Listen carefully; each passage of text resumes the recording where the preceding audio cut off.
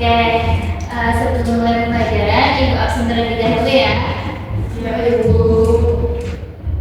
Bunga, Hadir. Syira, hadir. Salsa, Hadir. Reva, Hadir. Naisa, Hadir. Oke, hadir semua ya.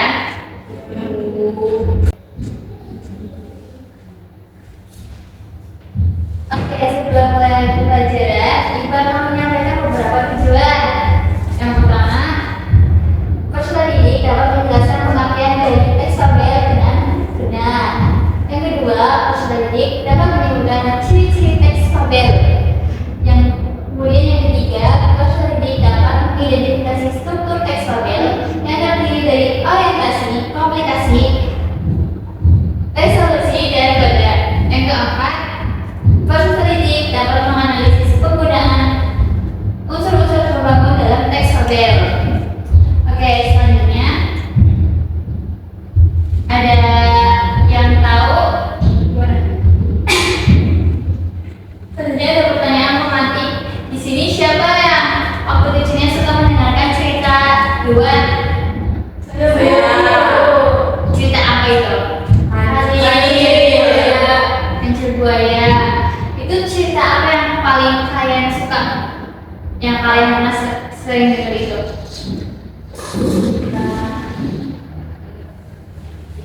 Kelinci dan kura-kura. Ya, itu. Biasanya di situ ada kayak kancil ya tokohnya. Ya. Oke. Selanjutnya di sini ada yang tahu tentang teks tabel itu apa? Belum. Ya, di sini ada pengertian dari teks tabel. Teks tabel adalah cerita fiksi atau hayalan yang menceritakan tentang kehidupan binatang atau tumbuhan di mana mereka dapat berperilaku seperti manusia yang dapat berpikir dan berbicara. Oke, selanjutnya ada ciri-ciri teks tabel. Ada berapa? 5. Oke, yang pertama ada tokohnya berupa hewan, tumbuhan, dan benda mati. Kemudian yang kedua ada perilaku tokoh sama seperti manusia, dapat berbicara, bekerja sama, dan bertengkar. Yang ketiga, menggunakan bahasa percakapan yang sangat sederhana. Yang keempat, memiliki pesan moral atau nilai-nilai kehidupan. Yang kelima, alur ceritanya biasanya sederhana dan pendek. Oke, selanjutnya ada struktur teks tabel. Di sini ada berapa? 4. Ada aja. Orientasi, komunikasi, resolusi, kode. Oke, di sini ada 4 dari struktur teks tabel. Yang pertama adalah orientasi bagian pembuka yang berfungsi memperkenalkan segala sesuatu yang ada dalam cerita tabel. Kemudian di sini menceritakan tentang siapa aja tokohnya dan bagaimana sifat dari tokohnya serta di mana kejadian tepatnya. Kemudian ada komunikasi bagian di mana masalah mulai muncul dan berkembang. Masalah ini biasanya timbul karena perbedaan sifat, keinginan atau keadaan antar tokoh dan menjadi inti dari rangkaian peristiwa dalam cerita. Yang ketiga, bagian penyelesaian resolusi. Di sini menjelaskan bagaimana cara tokoh mengatasi masalah yang ada, apa hasil dari usaha mereka, dan bagaimana keadaan mereka setelah masalah selesai. Yang keempat, kode. Bagian penutup yang berisi pesan atau ajaran yang bisa dipetik dari keseluruhan cerita. Bagian ini menjadi tujuan utama dari dibuatnya sebuah cerita teks tabel. Di sini ada contoh teks tabel, ada yang mau membacakan? Saya Bu. Hidupnya gajah dan semut. Di sebuah hutan yang luas hiduplah seekor gajah yang sangat besar dan kuat. Gajah ini merasa dirinya adalah hewan yang paling hebat dan tidak ada yang bisa mengalahkannya. Ia sering meremehkan hewan-hewan lain yang tubuhnya kecil, terutama semut. Suatu hari gajah melihat barisan semut sedang berjalan mencari makan. Dengan sombong gajah menginjak-injak jalan tersebut sehingga barisan semut menjadi berantakan. Hei kalian yang kecil-kecil, minggir kalian, jangan menghalangi teriak gajah. Dengan aku semut merasa kesal dan marah karena ulah gajah yang tidak bertanggung jawab. Malam harinya saat gajah sedang tidur pula, semut memutuskan untuk memberi pelajaran. Semut-semut itu merayap masuk ke dalam belalai gajah. Mereka menggigit bagian dalam belalai gajah dengan sangat kuat. Gajah terbangun kesakitan dan meronta-ronta. Ia merasa sangat gatal dan sakit, namun tidak bisa mengeluarkan semut-semut itu. Akhirnya gajah menangis dan memohon ampun. Tolong hentikan, aku sakit sekali. Maafkan aku ya semut, aku janji tidak akan sombong dan meremehkan kalian lagi. Mendengar permintaan maaf itu, semut pun keluar dari belalai gajah. Sejak saat itu gajah menjadi sangat sopan dan tidak pernah meremehkan siapapun meskipun tubuh mereka kecil. Oke, terima kasih waktunya yang membacakan. Di sini yang bagian orientasi yang mana? Ya. Terus yang bagian komunikasi? Komunikasi diskusi.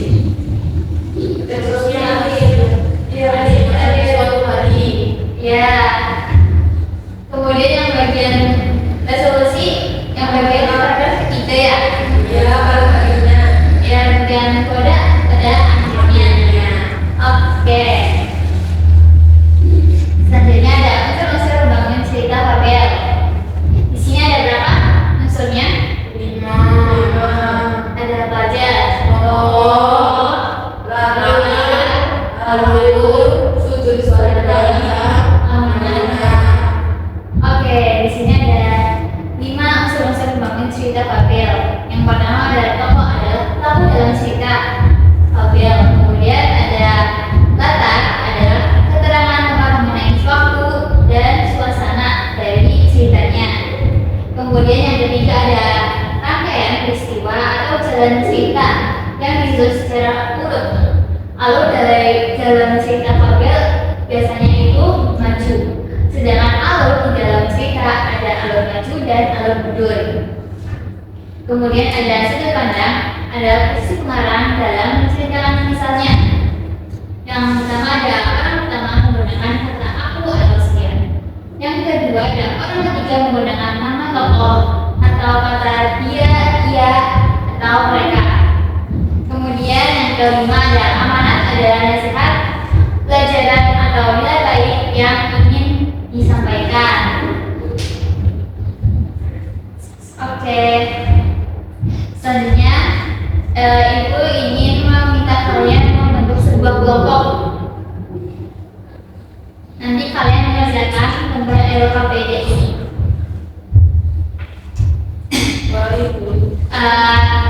Sekarang kalian berhitung dari Bunga. 1, 2, 1, 2. Oke. Baik, sekarang berkumpul pada kelompoknya masing-masing. Baik, Bu. Terus di sini kan ada LKPD-nya nih. Nanti kalian ditulis nama kelompok, kelas, nama anggotanya ya. Terus ini ada ceritanya.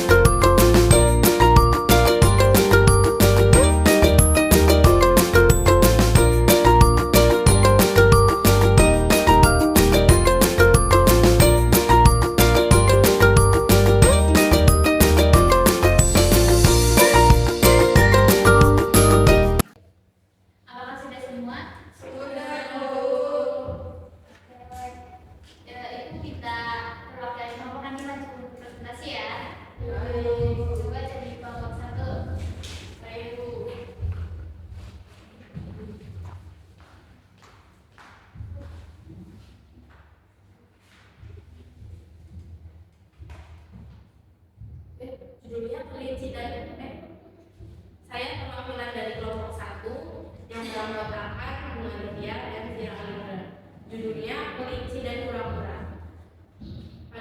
Carilah informasi dan sejarah sesuai dengan berikut. Tokoh apa saja yang ada di cerita fabel kelinci tersebut? Adalah kelinci yang sombong, suka membanggakan diri dan malas. Yang kedua, kura-kura rendah hati, takut dan tidak mudah menyerah. Latar yang terjadi dari cerita fabel tersebut yaitu tempatnya di sebuah hutan yang rimbun, suasananya tegang saat perlombaan dan santai saat kelinci tidur. Alur cerita yang digunakan adalah alur maju. Cerita tersebut menggunakan sudut pandang orang ketiga. Pesan moral dari cerita tersebut adalah jangan pernah merasa sombong dan meremehkan kemampuan orang lain, serta kerajinan dan ketekunan akan mengalahkan kelebihan yang dimiliki jika tidak dimanfaatkan dengan baik. Ya, sekian dari kelompok saya. Terima kasih. Oke, selanjutnya kelompok 2.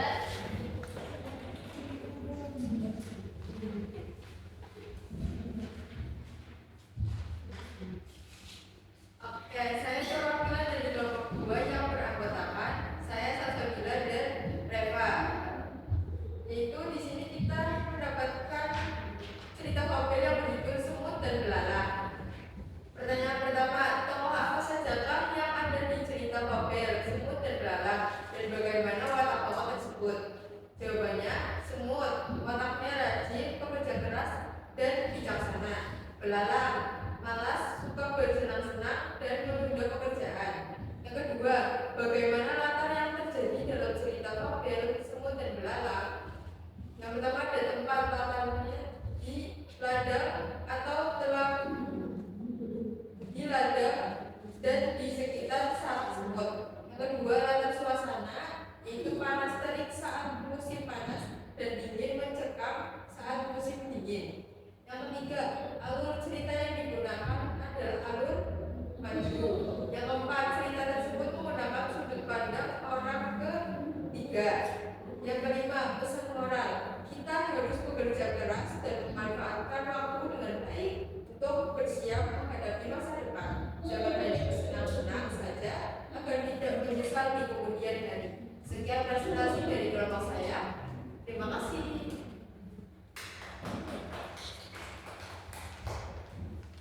Oke, terima kasih yang sudah presentasi. Oke, gimana tadi